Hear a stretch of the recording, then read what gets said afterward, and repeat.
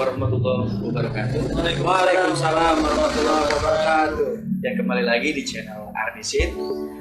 Ya, untuk di video kali ini saya sudah bersama teman-teman dan di sini kita akan mencoba bertanya ya, apalagi di era pandemi kayak gini kan, usaha apa sih yang memang masih berjalan dan masih stay gitu. Bersama kita sudah ada siapa, Mas Agus? Agus. Ini ada Indra. Mang Indra ya. Nah, di sini sebagai narasumber adalah Mang Indra ya, Gus ya. Ya, Pak Indra. Mang Indra ya. Oke nih, kalau boleh tahu nih dengan Mang Indra nih sebenarnya sebelumnya ya ini kenapa gitu memutuskan ada usaha ya. Sekarang usahanya usaha apa nih? Es kelapa. Es kelapa ya. Iya. Nama es kelapanya apa? Sawargi. Artinya apa tuh, Pak? Sawargi itu kita tidak kalau biasanya kan es kelapa itu Pasundan, itu khas orang Sunda gitu kan. Yeah. Kalau kita Sawargi ini meliputi ya mau ras Batak, Sunda, Jawa, kita rangkul semua. Tapi ini es kelapa anti rasis ya? Ya, anti rasis. Rasis. Mantap. Bermakna persatuan ya kan. Iya. Ketahuan dari slogannya Sawargi. Iya. Penekanan khas Pasundan. Nah itu dia.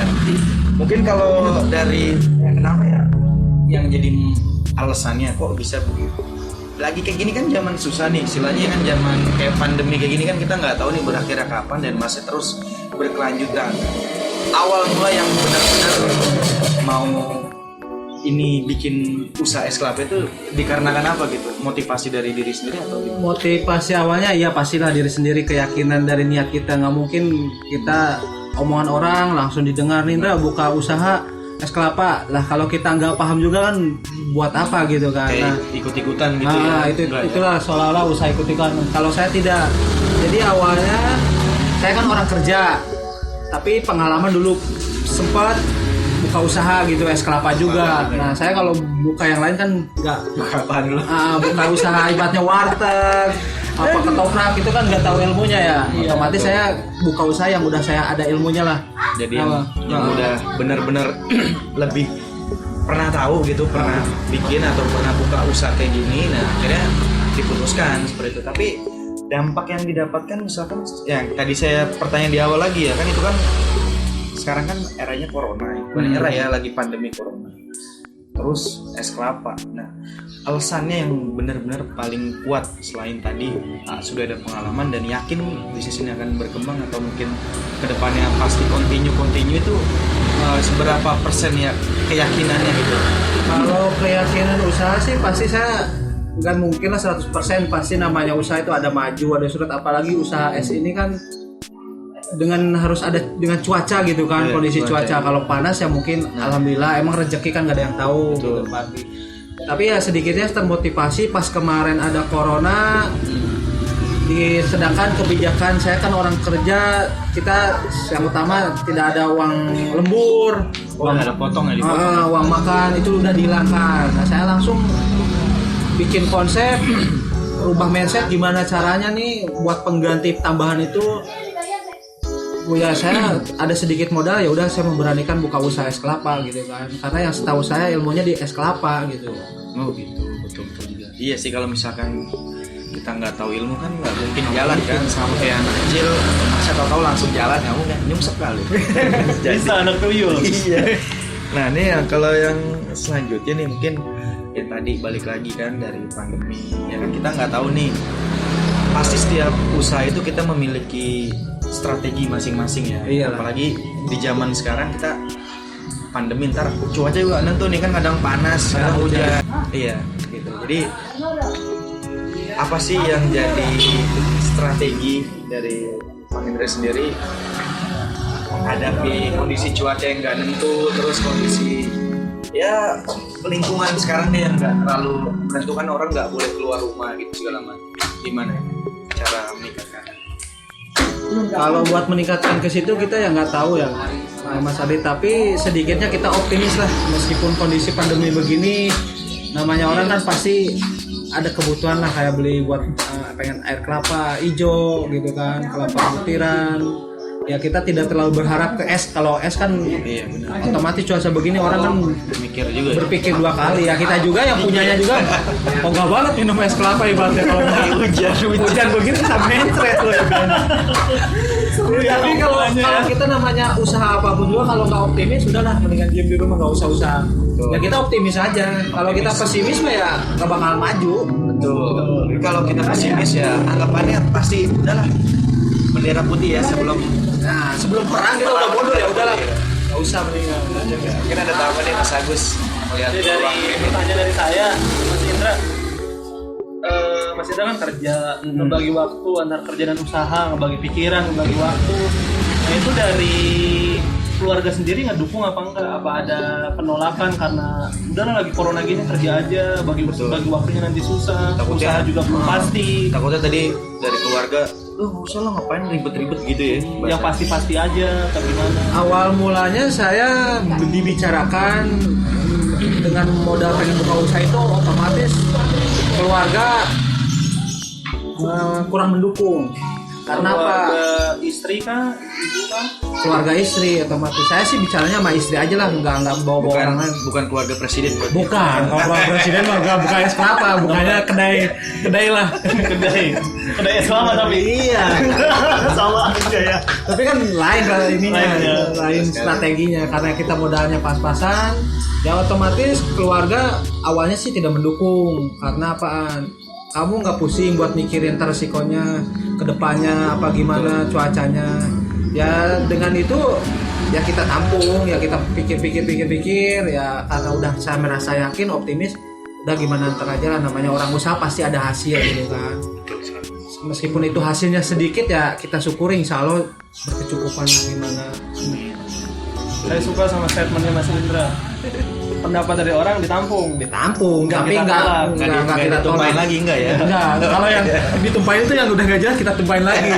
Soalnya masing-masing orang punya kepercayaan. Iya. Kepercayaan orang ya bukan berarti kita tolak karena kita Iya. punya kepercayaan diri sendiri. Ya setiap orang ngasih apa? Ngasih masukan. Indra usaha harus begini. Oke, saya tampung. Iya, saya terima. Terus saya rangkum. Oh, si ini maunya begini, si ini maunya begini. Ya udah kita tampung. Nah, kita langsung di situ kita rangkum gimana hasilnya. Oh, begini nih namanya usaha gitu. Ya kalau kita mau buka usaha banyak nanya sono sini mah Nggak jadi. nggak bakalan jadi gitu kan. Yang ada malah hancur. Nanti harus ada tindakannya ya. Ya iyalah, action gitu kan. Nggak bisa cuma teori praktek nggak ada yang percuma Mas Agung. Mau besar ya. Kalau besar hasil. Terus ini kan ngebagi waktu antara kerja dan usaha. Itu cara apa namanya ya? Nyari kepercayaannya sama partner gimana, sama temen? Itu Berarti nggak di sini buka usaha kan? Nggak mungkin kan kalau sambil kerja maksudnya ada partner gitu ya. Usaha. Masalah gitu ya tadi bilang. nah saya sistemnya sama partner karena saya pernah kerja seperti ini ngejalanin kalau di bawah tekanan itu kurang bagus, kurang sehat entarnya. Jadi Makanya karena saya ngalamin, udah saya aware aja karena ke partner kerja saya, ya udah lu jalanin, gue percaya 100% sama lu, ini anggap warung sendiri. Nah, gue backing di belakang manajemennya, caranya gimana gitu. Kalau sekarang di bawah tekanan, kita di push terus, otomatis partner kerja saya mungkin nggak kuat pasti. Nggak Udah, bakalan bertahan lama. nggak bertahan lama. Jadi males juga nggak enak ya. kita mikirnya usaha tuh pengen yang langgeng gitu kan. iya Biar berkelanjutan. Berarti intinya ini komitmen di awal dan ngebangun kepercayaan ya. Iya iyalah kepercayaan terus. Yang utama sih kita nyari partner kerja yang jujur, yang bisa mah banyak, tapi yang jujur yang susah. Cakep. Zaman Firaun banyak. Banyak orang gila. orang bisa banyak. Iya, tapi orang jujur susah. 10 banding 0, lah. Banyak saudara di kampung yang lebih bisa dari partner kerja sekarang, tapi kan kejujurannya Kurang. saya kurang yakin karena saya udah ngebaca gelagat-gelagatnya. Saya kasih percayaan, dia ngebohongin. Udah saya kapok aja lah. Juga sih ya. Ya bagus banget ya buat teman-teman yang mau merintis usaha ya, itu intinya kepercayaan dan komitmen tuh, jangan sampai dia rusak. Betul. Karena kalau nggak ada fondasi awal, kita nggak bakalan maju. Sama halnya kita ngebangun suatu bangunan, kita nggak punya fondasi di Fondasi yang bawah, kuat. ambruk gitu, nggak bakalan gede. ada tambahan lagi nih Mas Agus. Makanya mumpung ada orangnya nih. Iya. Orangnya Susah nih orangnya nih, sibuk banget. Sibuknya sibuk nggak jelas dah pokoknya Dia punya udah dah. jelas. Ya, Terus mau nanya apa lagi nih? itu sih ini ya. Yang ini ya ada kita ada pertanyaannya. ada pertanyaannya. Ada listnya. Selanjutnya nih Mas Agus. Ya, Tambahan. kalau ini udah berjalan berapa bulan ya? Apa berapa tahun Mas Indra? Ini berjalan kalau di sini baru mau 4 bulan Mas Agus. 4 bulan. Lumayan bisa makan pisang. Ini kalau anak boleh bayi. dijawab boleh enggak ya? Soalnya ini dapur nih. Dalam 4 bulan itu udah BP belum? Break even point udah kembali belum? Udah. Oh ya, kalau menurut hitungan dia belum, modal belum kembali. Cuman ya kalau keuntungan adalah pemasukan dikit-dikit. Namanya usaha itu pasti ya berjalan pelan-pelan lah, gak mungkin usaha langsung melesat mah. Pasti sekitar lingkungan curiga ini orang Ngepet atau gimana? ngepet apa? Kalau Ya, tuyul korupsi gitu. iya, apa korupsi di kantor nih kuat banget modalnya. Ya saya tidak punya pikiran ke situ. Ya namanya usaha pasti kita awalnya buka usaha udah siap resiko segala-galanya. Gambling aja kan. Udah gambling lah gitu kan, tapi kita harus punya keyakinan, optimis, maju gitu aja. Karena kalau berpikiran kita ya maju-maju tapi nggak mau ada resiko ya Betul. nggak bisa buka juga. Sama ini kan es kelapa. Nah, Persaingan di es kelapa itu kan mungkin banyak ya. Es kelapa cuma buka kelapa, cepret, potong kelapa, tok, grup kita masukin gelas kan banyak. Udah lumrah ya di banyak orang. Ada nggak inovasi yang mungkin ada tambahan apa segala macam gitu yang disediakan di warung es kelapa? ya saya Apa rencana kedepannya gitu? rencana ke depannya pengen bikin yang rasa-rasa lah kayak sirsak, ya varian gitu, duren, buah naga, nangka, mangga gitu kan. Original udah pastilah itu pasti rasa harus ya. rasa utamanya gitu kan. Betul. Nah, tapi kan karena dengan kondisi begini ya kita bertahan dulu dah dengan satu rasa dua rasa gitu kan. Karena sayang udah ada berapa rasa? 2 rasa dulu. ini dua gitu. Baru Dua rasa apa? Original sama jeruk sama tiga sama alpukat kayaknya. Kemarin sih 4 rasa karena kondisi begini ya kita Nano ya. nangan daripada guys buang-buangin saya mau budget ya udahlah kita bikin yang normal dulu aja. Dan mungkin kalau udah cuacanya bagus ya kita bikin Lebih rasa gede yang ya. banyak lebih gede lagi lah. Intinya rasanya yang pernah ada gitu kan di es kelapa. Nggak mungkin rasa yang nggak ada ya harus dicoba juga. Iya lah. Jadi intinya kalau menurut kesimpulannya Mas Agus gimana nih, misalkan mau kan rencananya juga nih Mas Agus kayaknya mau bikin usaha ya, dia nggak tahu usaha apaan ya. Bingung. Kasih bukan nasehatin. Usahanya bingung nggak ada modalnya.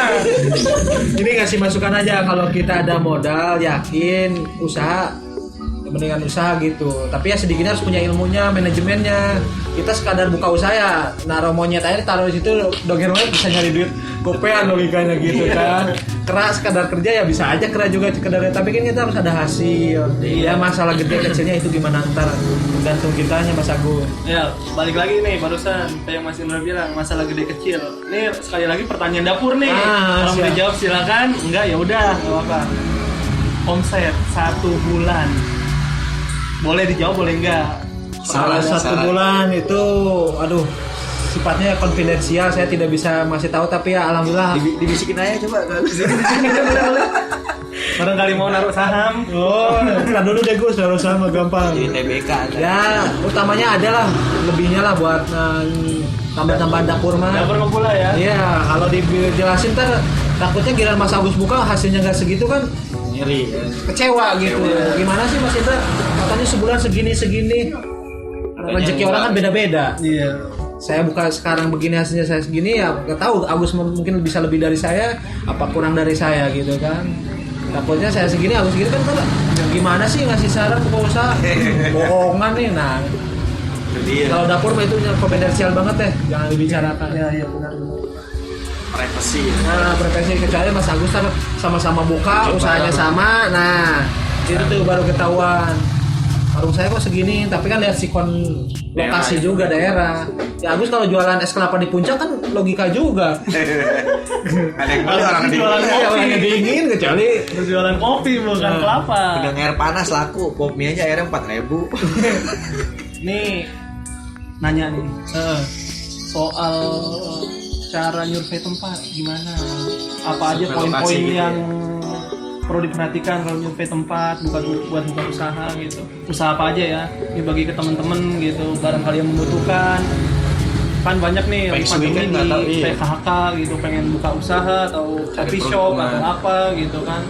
Kalau survei tempat usaha itu kita nggak cukup sekali 2 kali, terus dalam waktu nggak cukup sejam 2 jam, Mas Agus. Mas Adi itu survei lokasi itu kita bisa bolak-balik, mondar-mandir, pagi nyampe siang, ntar sambung lagi siang nyampe sore. Karena apa? Lihat lokasi ini masyarakatnya nih daya belinya gimana nih, gitu kan? Apa doyan jajan, apa gimana? Terus lihat lokasinya, jalannya ini ada tembusannya, apa gang buntu, apa orangnya itu aja. Lewat ya. Iya, logikanya kita jualan di komplek pasti gak bakalan ini. Kalau jualan es begini kan, karena bosen. Kalau ini kan jalannya nggak buntu nih, nyambung kemana-mana. Tapi kan otomatis orang beda-beda orang kan, lewat-lewat. Yang saya rasakan pas setiap beli, Pak ini berapaan? Berarti ini orang baru. Bang ini berapaan? Berarti orang baru. Nah, kita bacanya di situ. Itu ya teman-teman ya, nih walaupun baru tapi jam terbangnya udah luar biasa nih. Udah ngelotok deh. Ngelotok tuh dari survei, terus dari pengalaman udah pernah jualan es kelapa dulu. Itu dia. Jadi mau bikin usaha boleh, punya modal iya. Tapi yang tadi dibilang harus tahu ilmunya dulu, manajemennya seperti apa, lokasinya gimana. Pikir saya juga dulu di usaha ya punya duit udah mulai jebret. Sama aja kayak main judi kan kayak gitu. Kita nggak tahu peluangnya atau kalah.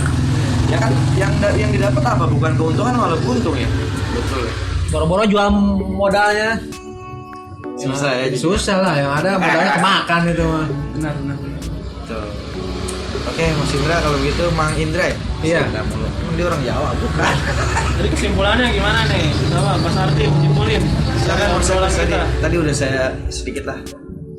Ya intinya yang kita dengerin dari Mas Indra tadi, buka usaha ya mungkin ini umum ya, ilmu umum, banyak yang tahu, banyak yang Betul.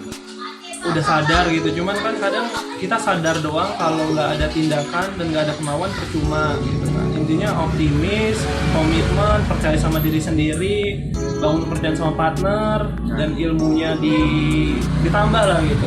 Ilmunya ditambah supaya kita bisa manajemen bisnis kita gitu. Ekonomi terapan jadi ya kayak gini. Intinya tindakan dulu lah, tindakannya dulu, soal gimananya nanti pasti ada jalannya gitu. Tapi ya walaupun tindakan dulu tapi harus didasari dengan ilmu lah. Ilmu dan niat ya. Ilmu sih. Ya ilmu bisa didapat dari mana aja, dari lapangan, emang dari teori kah, atau dari sharing sama teman. Nah, kita nanya-nanya begini ya karena emang Mau tahu ilmunya. tahu ilmunya gitu. Barangkali ntar jadi pesaing nih, apalagi sama jadi partner nih, gitu kan nggak tahu ya.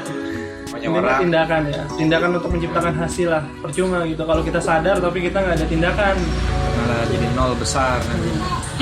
Itu aja sih dari simpulan dari saya atas obrolan tadi sama Mas Indra dan Mas Ardi gitu. Dari Mang Indra sendiri ada yang mau, ya mungkin ada orang Tips yang and mau trick. tips dan triknya yang mau mulai usaha, kiat-kiatnya bukan kiat sih maksudnya supaya membangkitkan rasa percaya diri Nah orang itu gitu. bener banget, Gimana kepercayaan coba? diri itu kadang Susah, ya masih lambat. anjlok naik turun gitu. Labil jadinya labil. Labil. Yang utamanya kita sih awalnya ya, yang utama kuncinya ya satu modal. Sekarang tuh nggak cukup dengan ilmu aja, yang utama modal. Modal udah ada, nah di situ kita yakin ada ilmunya, ya udah kita action di situ. Sekarang punya modal cuma teori ngobrol nggak ada actionnya ya percuma gitu. Jadi ini yang meningkatkan itu pertama kepercayaan diri kita, modal ya. Modal yang utama sekarang. Kalau udah ada modal ya udah kita action langsung usahanya. Ya, jadi itulah kesimpulan dari Mang Indra yang memiliki usaha-usaha ya mungkin akan berkembang terus. Amin. Amin. Ya, Mas Agus ya. Iya. Yang penting jangan berhenti untuk menciptakan hasil lah. Mau hasil yang kecil-kecil, yang penting kita ada progres. Melihat peluang lebih penting. Oke, itu aja di video kali ini. Nah, mungkin kalau kalian ya mungkin yang nonton ya, yang nggak nonton terus. Ini ngarepnya gimana sih? Nonton apa enggak? Ada yang mau mampir ke warung es kelapa Mang Indra itu di jalan mana? Di Jalan Beli di Mekaraya. Karaya, RT ya Jakarta Timur, RT 11 RW 7. Daerah Cijantung sono dikit dah gitu. Iya, depan persis Kongguan masuk ke dalam aja dah. Nah, Itu dia ya, namanya Sawargi. Sawargi. Apa anti rasis. Oke, itu aja yang kita sampaikan wawancara asik dengan Bang Indra. Saya dengan Ardi. Saya dengan Agus. Saya dengan Indra. Kami. Oke, itu ya. Terima kasih Bang Indra. Kasih ya, mudah-mudahan nanti ada Video-video video lainnya. selanjutnya kita ketemu rekan-rekan yang ya super lah, rekan super. Oke, Semangat lah. semangat. Assalamualaikum warahmatullahi Wabarakatuh. Waalaikumsalam.